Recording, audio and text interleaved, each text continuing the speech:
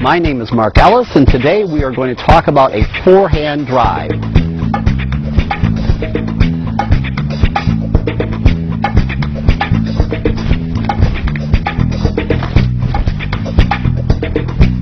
I have with me today some people to demonstrate different grips, different forms, different styles, both good and bad.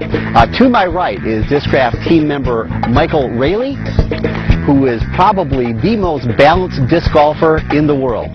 He throws forehand and backhand with equal confidence, equal control, just deciding on the shot and the wind what to throw. Next to him is Critter Bill Them. Critter is a recent member on Team Discraft, and he throws way too far and way too strong. If he ever develops the rest of his game, you will hear from him many times in the future. To my far right is Andy Tavasinski, who is not a Discraft team member, but he is today at least wearing the hat, suggesting one day he may get on the team. He is here to demonstrate that even young folks with an immense amount of talent still may not have the greatest of all form. Let's start a discussion of throwing forehand shots with the right way to grip a disc. There's no single way to do it right or necessarily wrong. Everyone has different size hands and different strengths of hands, and so essentially you need to find something that works for you. The key to the process of whatever grip you use is to be able to put a finger on the interior rim of the disc. That is not the flight plate, not the top part of the disc, but rather the inside rim, that rim that goes straight up and down. You want to put a finger flat as you can against that rim, because what you are doing is you are pushing forward against the rim. Now, my personal preference of grip is to take my my middle finger, and the pad of that finger rests against the interior rim. I put an index finger on top of that, and the index finger essentially provides a strength and support. It really doesn't do anything else. Then it leaves my thumb on the edge of the disc pointing in the same direction as my fingers. So essentially, that's what it looks like without a disc in it, and that's what it looks like with a disc and the bottom side. The motion of the forehand is to push sideways. So the finger pushes against the rim in the direction you're throwing. The least sophisticated of the forehand throwers here, he is essentially a backhand thrower. He throws forehand when he has no choice or to get out of trouble. But he throws very, very well backhand. So why are we showing Andy to you? Because probably this is what you look like. Andy does what most people that throw forehand as a get-out-of-trouble shot do. That is, he bends his elbow quite a bit. He doesn't swing it back very far, and he's really sort of throwing like he would snap a towel. Critter Bill comes from a sports background that was heavy in baseball. He was a very good pitcher, he's a very good third baseman, and he had a very, very strong arm throwing a baseball. That, of course, translates exceptionally well to throwing a forehand. Critter used to throw with a run-up, but for the past few months has had trouble with that. He's now gone to the one-step. The nice thing about the one-step is it is easier to control, but unfortunately it costs you a heck of a lot of distance in doing so. It also puts a lot more strain on your body since you are not getting the same sort of momentum involved in the throw. Critter Bill throws with great power on a backhand throw, and he's backhand dominant. His backhand throws go 500 feet or better on a really good throw from him. Forehand, he is much more limited in distance. Probably 400 feet is somewhere at the end of his power range. And you can see from Critter's throw that Critter looks like a third baseman throwing to first base. If you look at his form, he throws across his body, very similar to, exactly that. You can even easily imagine a baseball being in his hands when he throws. A forehand allows you to throw straight or a hyzer or an anhyzer, just like a backhand does. And this throw, Critter is going to try an anhyzer shot. For this, you take a slightly less overstable disc. He's throwing a Candy Surge in this case, and you pop the wing of the disc up as you release it. And hopefully that will create a nice, smooth gliding path that finishes to the left. What do you know? It did.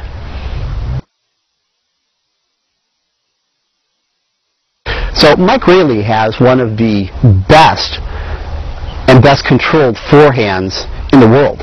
He is a superb forehand player, and he throws hyzers, anhyzers, and straight shots with equal credibility and effectiveness. Mike, during his run-up, essentially uses his front shoulder as a pointer of where the disc is going to go. So the first shot he's going to throw is a straight shot, and although by the time he releases, his chest is pointing straight forward, during the run-up, his shoulder points in the direction of where the disc is going to go.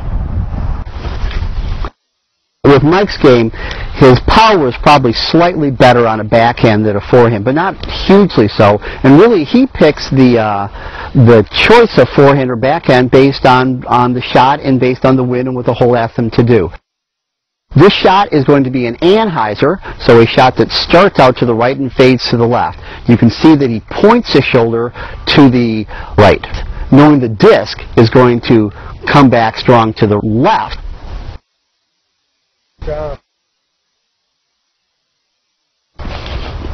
Mike doesn't do a big run-up, and he doesn't do a big backswing. His throw is compact, it's controlled, and very effective.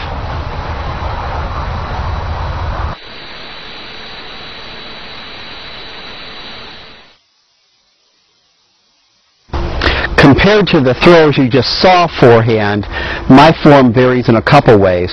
One is that I try to keep my elbow much straighter than they do. I find that the more I bend my elbow on the throw, the more it hurts the elbow. I actually can't throw the way they do. It hurts.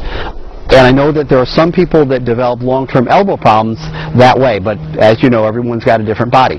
The other thing that I do is I have probably a much bigger backswing than they do, and that's probably because of my background as a racquetball player. When I started playing disc golf, I threw backhand like everybody else until my right knee stopped me from doing that, and so I had to develop a forehand to continue playing the game. So I adapted a racquetball kill shot into a disc golf forehand throw, and it should look something like this.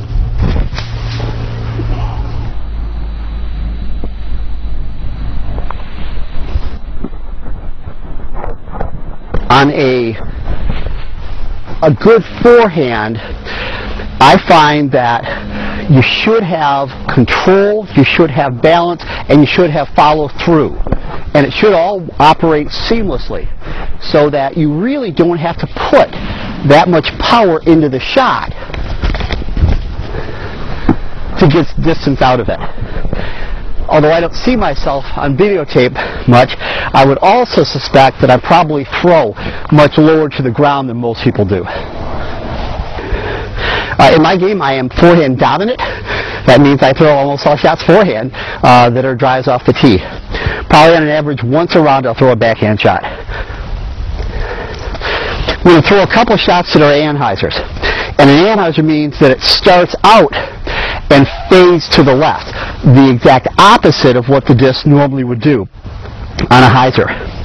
To throw an anhyzer, part of it has to do with the stability of the disc, part of it has to do with how hard you throw, and part of it has to do with the wing. The wing is the opposite part of the disc from where your hand grasps the disc. If you put a wing down on throw, then you are throwing a hyzer. The disc will go out and fade to the right. If you put a wing flat to the ground, it should go relatively straight. If you put a wing up on release, it will cause the disc to fade in the exact opposite direction. That is an anhyzer. So let's see what an anhyzer form looks like.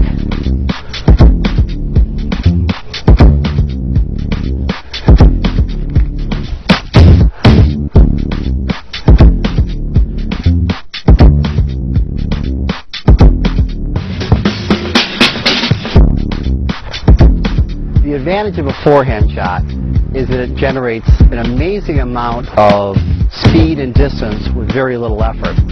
The disadvantage of a forehand shot is it's very tough to master. The margin of error is much smaller than if you're throwing a backhand shot. So if you're just starting, rather than doing a full run-up, it might be wise to do what Critter Bill did, take the one step. And if you're having trouble conceptually with it, maybe one easy way to think about it is a second baseman turning a double play. The shortstop has the ball hit to him. Second baseman goes to second base, gets the throw, and then turns and fires to first base. That motion of firing to first base, the same sidearm throw, the same across the body, is exactly the motion of a forehand. Your forehand should be flat and smooth and clean, and 1,000 hours of practice from now, yours will be. This is Mark Ellis. Thank you for joining us.